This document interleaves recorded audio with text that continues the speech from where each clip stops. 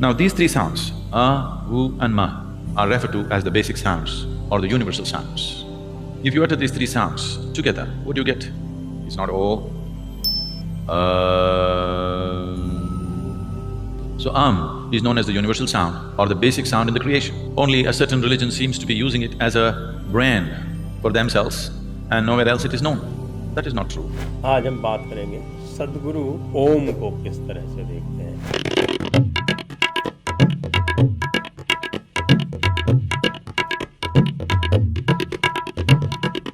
हमारे साथ हैं नित्यानंद मिश्रा जी। स्वागत करते हैं नित्यानंद जी का। सभी दर्शकों और श्रोताओं को नमस्कार। आपको मैंने एक वीडियो भेजा था नित्यानंद जी, आपने संभवतः उस पर दृष्टिपात कर लिया होगा जी। और उसमें सद्गुरु ने ओम की व्याख्या की है। और वैसे मैं सभी दर्शकों के लिए ये बता दूं कि मैंने सद्गुरु का जो इनर इंजीनियरिंग का कोर्स है वो 2 बार अटेंड किया है। एक बार जब उन्होंने जयपुर में इसको होल्ड किया था और दूसरी बार उनके आश्रम में, वेलगिरी जो आश्रम है कोयम्बटूर के पास, वहां पर। और दोनों बार जब ये बात आई थी कि ये ओम का जो अर्थ उन्होंने समझाया था तो मुझे बड़ा विचित्र सा लगा था, क्योंकि ओम कहते हैं कि ये ओम नहीं है, ये आम है। और साथ में ये भी कहते हैं कि 3 बेसिक साउंड है, अ, उ और म। तो आप तो संस्कृत के गहन ज्ञाता है, तो अ, उ, म मिलकर आम कैसे बनेगा, ये कृपया मुझे समझाएं।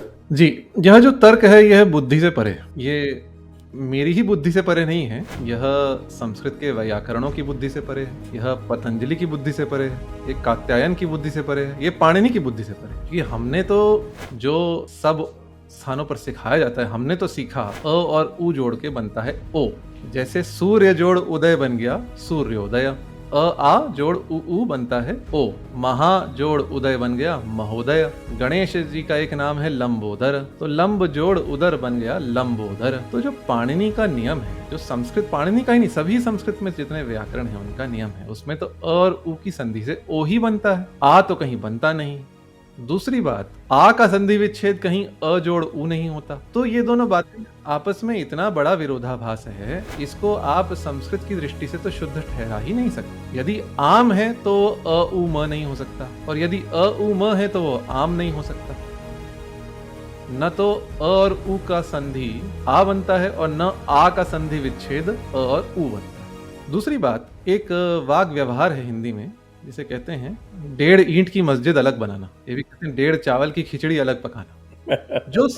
जो सब बातें लोग कह रहे हैं, उन सब बातों से अलग आप अपनी एक नया ही तर्क रख दें, नया ही तर्क ही नहीं, नया ही तथ्य रख दें, और उसके लिए प्रमाण तो प्रस्तुत न हो, केवल अटकलें प्रस्तुत हों, जिन्हें शुद्ध भाषा में कहें, संस्कृत भाषा में कहें, सभ्य लोगों की भाषा में कहें तो कपोल कल्पना। यदि थोड़ा हम आपसी बोलचाल की भाषा में कहें तो मनगढ़ंत बात, और यदि मैं देसी भाषा में कहूं तो अटकल पच्चू।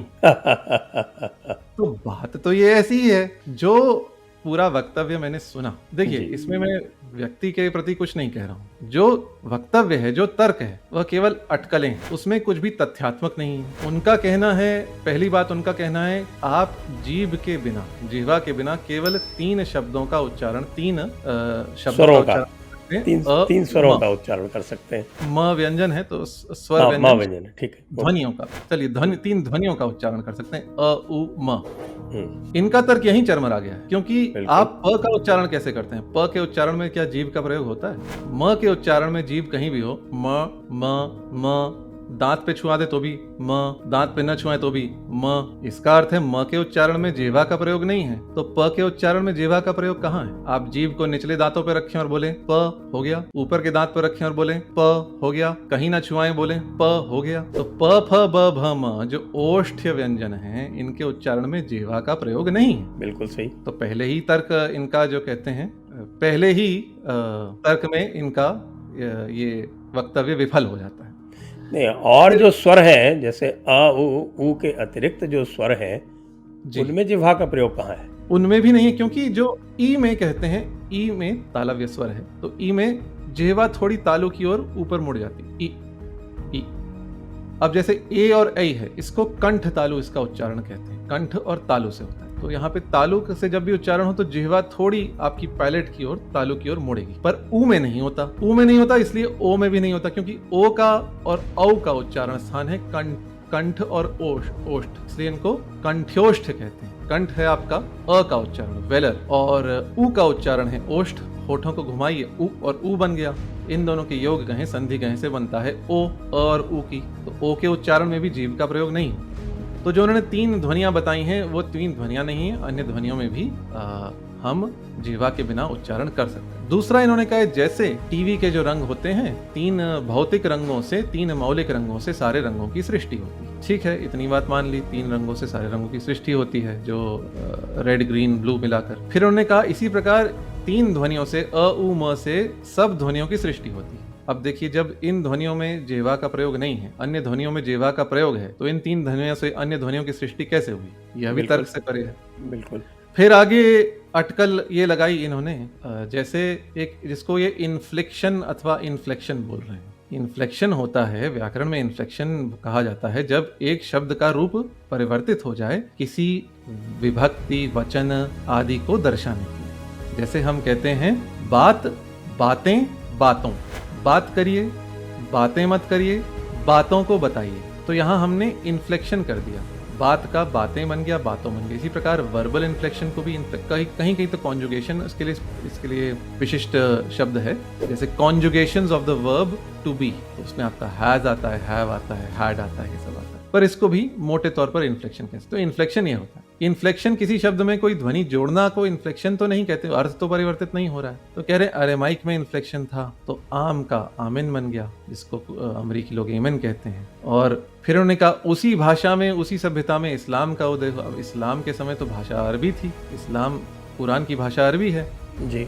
ईसा मसीह के समय भाषा अरेमाइक थी जी। पर जो आमीन कहते हैं इस्लाम में, अथवा जो आमिन अथवा एमेन, दोनों उच्चारण इसके मान्य हैं, कहते हैं ईसाई मत में, यह तो मूलतः हिब्रू से आया है। इन सब एमेन आमिन जो भी कहें, एमेन की व्युत्पत्ति मूलतः हिब्रू से है। हिब्रू भाषा थी, वो अरेमाइक नहीं है, जो वो आपकी अरबी नहीं है। तो इन्फ्लेक्शन आम का हिब्रू में जो था ये सब, और फिर उदाहरण इनका राम, तमिलनाडु में रामन हो गए, ये सब अटकलें हैं। ये भाषा शास्त्र की दृष्टि से शुद्ध विचार नहीं। ये ऐसा है कि पहले से यदि कुछ मत हमें स्थापित करना हो तो कुछ भी व्यक्ति अपनी कल्पना करके तर्क गढ़ लेता है। तो पहले से कुछ बोलना हो कि यह आम है, जो जिसका उच्चारण ओम करते हैं, ओम नहीं है, ये आम है, और यही आम है, यही आमीन है, और यही आमिन अथवा एमेन। तो यहाँ पर तर्क से निष्कर्ष नहीं निकाला जा रहा है, यहाँ पर निष्कर्ष पहले निकाल के तर्क बनाए जा रहे हैं। निष्कर्ष पहले से है कि इनका मूल एक है और यह मूल आम है। अब इस निष्कर्ष तक पहुंचने के लिए तर्क आप कल्पित कर रहे हैं। यह मोटा मोटा मेरे अनुसार